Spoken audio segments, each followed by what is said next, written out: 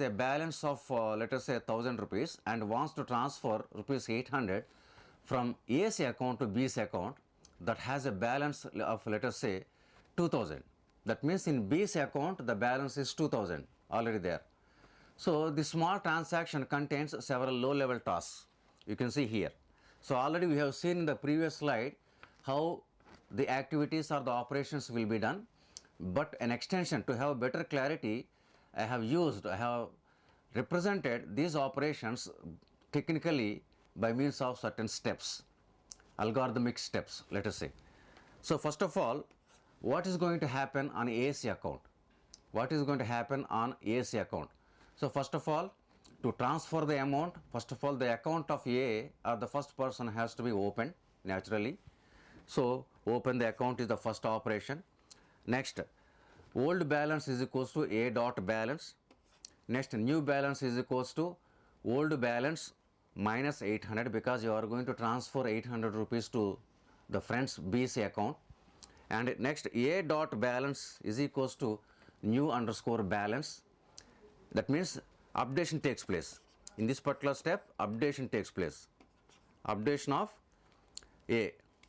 So that means here you can see this particular line or this particular activity is nothing but updation of AC account.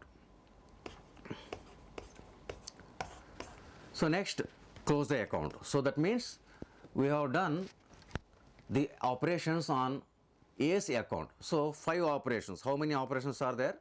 5 operations. Now let us see whether this 800 rupees of balance is actually transferred successfully to BC account or not. Okay. So let us see how the things will happen on BC account. Here in BC account you can see once again you have to open the account of B and old balance is equals to B dot balance and a new balance is equals to old balance plus 800 because it is being added. B dot balance is equals to new balance. Once again here updation of BC account. Updation of BC account takes place. So that means already 2000 amount is there in BC account. Now the balance will be 2800. So it should be the amount that should be reflected in BC account. So once this particular amount is seen in BC account, so then automatically we can say that the transaction is actually completed in all respects. So these 5 operations. So with these 2 operations, with these 2 set of operations, we say that it is complete, the transaction is completed. So technically in database terminology, all these above operations can be summarized in a simple way like this, both on A and B. So let us represent this by means of transaction TA, transaction T suffix I.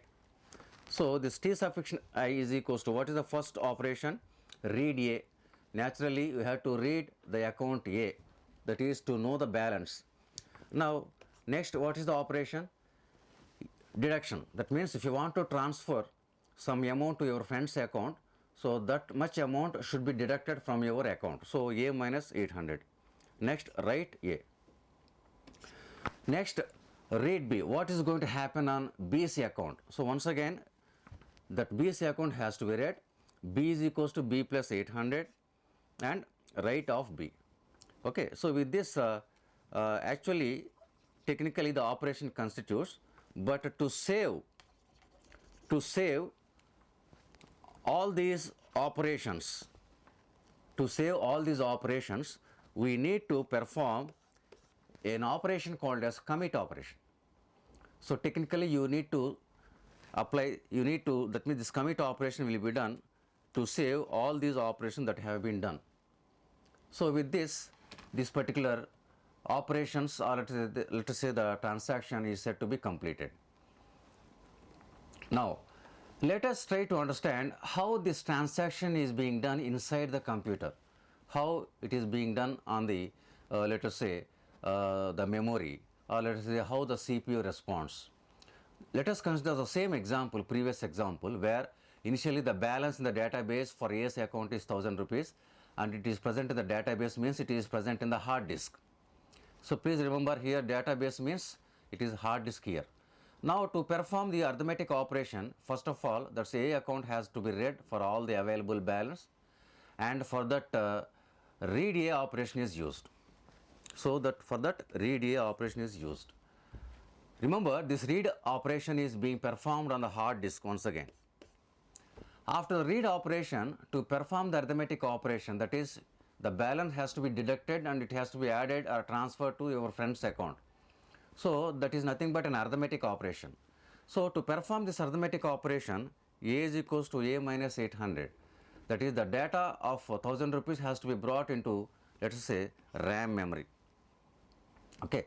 Now after getting that 1000 rupees into RAM memory, then the CPU will start the execution, that is it perform the subtraction of 800 from the 1000 rupees. So 1000 minus 800. So please remember here, to perform a transaction, that data of 1000 rupees has to be brought into main memory. As in the case we all know that main memory is nothing but RAM.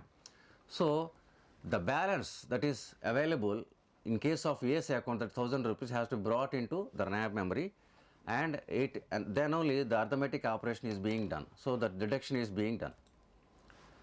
Now to perform the transfer of 800 rupees to B's account, then this 2000 rupees of B has to be read and brought into RAM again, once again. So after getting 2000 rupees of B's balance into RAM, the CPU again starts performing the addition operation, that is B is equals to B plus 800. So remember, all these operations are being done only inside the RAM memory, but not in the database, or let us say hard disk. Finally, to save these changes into database, we need to use the commit operation. Okay.